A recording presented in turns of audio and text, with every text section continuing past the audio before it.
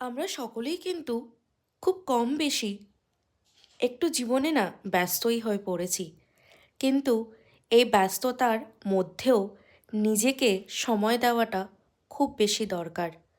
আশা করি তোমরা নিজেদের সাথে নিজেরা কিছুক্ষণ সময় অবশ্যই কাটাও।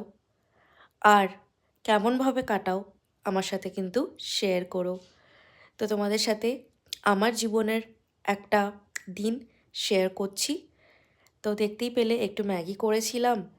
তারপরে এই নাইকার পার্সেলটা এসেছিলো। এটা হচ্ছে অ্যান্টি ড্যান্ড্রাফ কেয়ারের একটা রেঞ্জ আমি কিনেছি।